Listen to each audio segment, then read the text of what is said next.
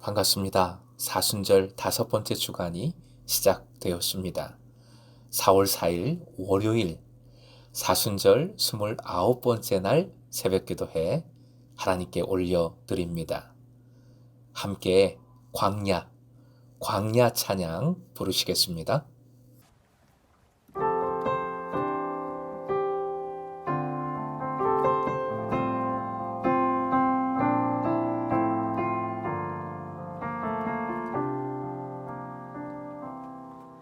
왜 나를 깊은 어둠 속에 홀로 두시는지, 어두운 밤은 왜 그리 길었는지,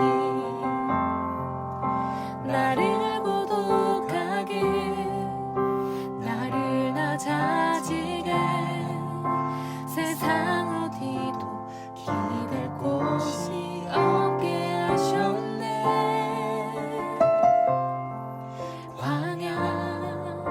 광야에 서 있네.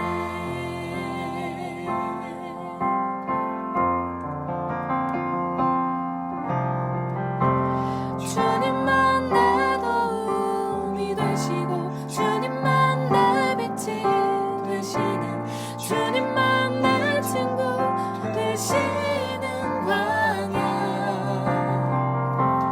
주님 손 놓고는 단 하루도 살 수 없는 곳,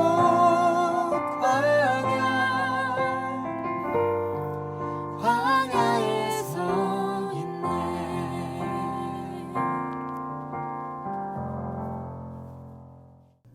오늘 허락하신 하나님 말씀은 출애굽기 15장 22절부터 27절까지입니다.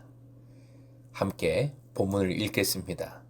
모세가 홍해에서 이스라엘을 인도하며 그들이 나와서 수르 광야로 들어가서 거기서 사흘 길을 걸었으나 물을 얻지 못하고 마라에 이르렀더니 그곳 물이 있어서 마시지 못하겠으므로 그 이름을 마라라 하였더라. 백성이 모세에게 원망하여 이르되 우리가 무엇을 마실까 하매 모세가 여호와께 부르짖었더니 여호와께서 그에게 한 나무를 가리키시니 그가 물에 던지니 물이 달게 되었더라.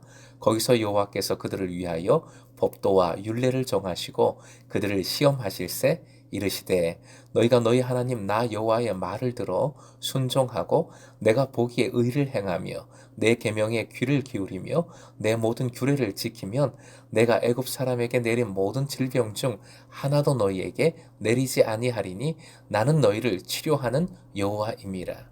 그들이 엘림에 이르니 거기에 물샘 12과 종려나무 70그루가 있는지라 거기서 그들이 그 물 곁에 장막을 치니라.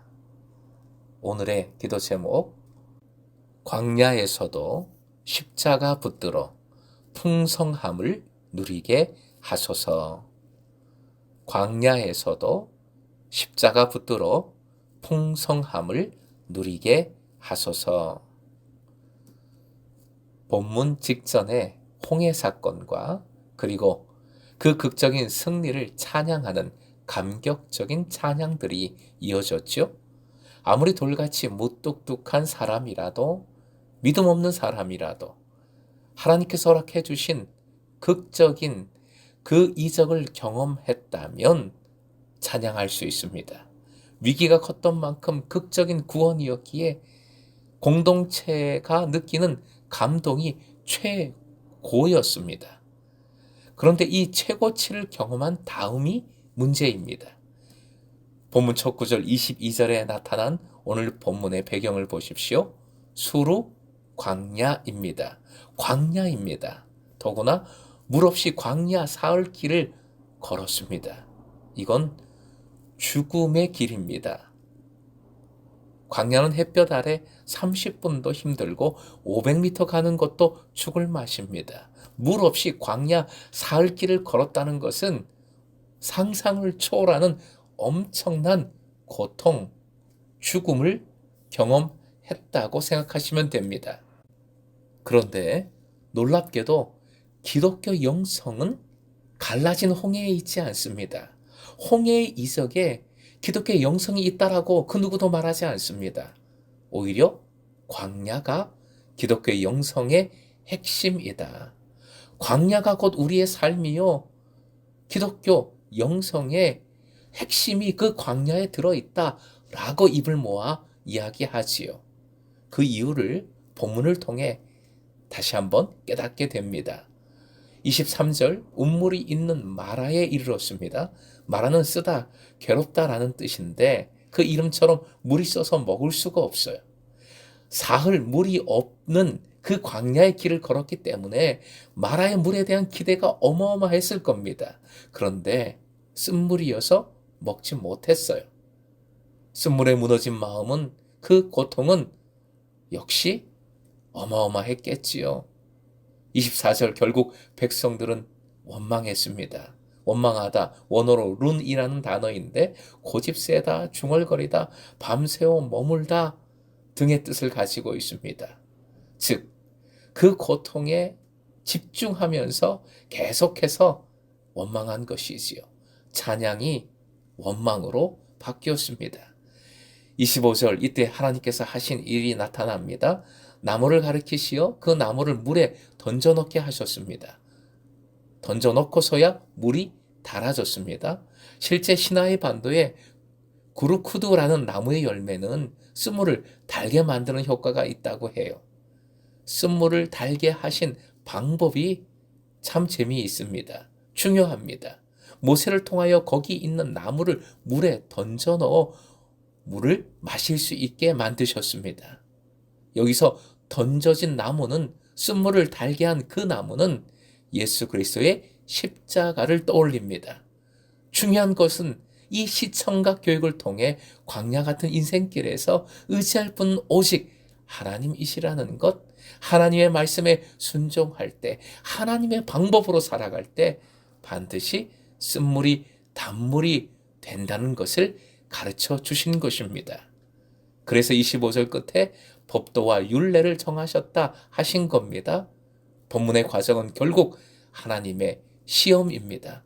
유혹이 아니라 훈련, 시험, 테스트입니다. 순종을 통해 치료하는 하나님의 은혜를 누리는지 못 누리는지를 보고자 하신 것이지요. 물론 오늘 마라에서는 실패했습니다. 이 아픈 경험을 통해 앞으로는 순종에 성공하기를, 지금의 우리 금성의 제자들이 순종에 성공하기를 하나님께서는 원하고 계시는 것이지요. 26절 하나님께서 원하시는 목적을 분명히 밝히십니다. 여러 가지 표현이 반복되는데 결국 이 한 단어를 우리는 기억해야 하겠습니다. 바로 쉐마이시요. 말씀을 듣는 것. 그저 귀로 듣는 것이 아니라 말씀에 온전히 순종하는 것이지요. 중요한 표현이 26절에 나옵니다. 화면 보시고 함께 읽겠습니다. 시작. 내가 보기에 의를 행하며, 내가 보기에 의를 행하며. 즉 사람 보기에가 아닌 하나님 보시기에 맞는 길, 사람의 뜻이 아닌 하나님의 뜻에 부합하는 길을 가라는 말씀입니다. 이것이 광야의 영성입니다. 아무리 힘들고 어려워도 내 가진 모든 것 내려놓고 오직 하나님만 의지하는 것, 광야의 영성이고, 이 광야의 영성이 결국 오히려 풍성함을 누리는 첩경이 됨을 믿으시기 바랍니다. 순종에 대한 상급이 있습니다. 이집트에 내렸던 질병을 없이 해주시겠다 하십니다. 치료하시는 하나님, 원어로 그 유명한 여호와 라파입니다. 예수님께서도 스스로 의사라고 하셨지요. 마태복음 9장 12절 함께 읽겠습니다. 시작. 예수께서 들으시고 이르시되 건강한 자에게는 의사가 쓸데없고 병든 자에게라야 쓸데있느니라. 결국 하나님께서는 이스라엘 백성이 시험에 떨어졌지만 은혜를 베풀어 주십니다. 27절 물샘 12, 종려나무 70그루가 있는 엘림으로 인도하시지요. 여호와 라파이신 하나님께서 예비하신 완전함의 장소, 즉 믿는 이가 누릴 하나님 나라의 풍성함과 기쁨을 보여줍니다. 계시록 22장 2절 말씀 연결이 되어 같이 읽어보겠습니다. 시작. 길 가운데로 흐르더라 강 좌우에 생명나무가 있어 12가지 열매를 맺되 달마다 그 열매를 맺고 그 나무 잎사귀들은 만국을 치료하기 위하여 있더라. 아멘. 오늘 만나는 하나님 화면 보시고 함께 선포하겠습니다. 시작. 쉐마하는 자를 치료하시는 하나님. 한 번 더요. 시작. 쉐마하는 자를 치료하시는 하나님. 광야에서 하나님을 신뢰하십시오. 라파라는 말은 원뜻이 꿰매다라는 의미를 가지고 있습니다. 결국 하나님은 서전이십니다. 외과 의사와 같으십니다. 꿰매는 행위, 즉 치료의 행위가 사실은 더 아프지요. 주사 한 방 맞는 것도 엄청 아픕니다. 주님의 치료하심도 때로는 아프지만 기억하십시오. 끝까지 순종할 때 쓴물을 단물로 치료하시는 역사, 엘림의 풍성함을 허락하여 주시는 그 은혜를 경험하게 되는 줄로 믿습니다. 오늘도 내 뜻 내려놓은 그 자리에서 십자가를 꼭 붙들고 마라의 시험을 힘차게 통과하여 엘림으로 나아가는 여러분 되시길 주님의 이름으로 축원드립니다.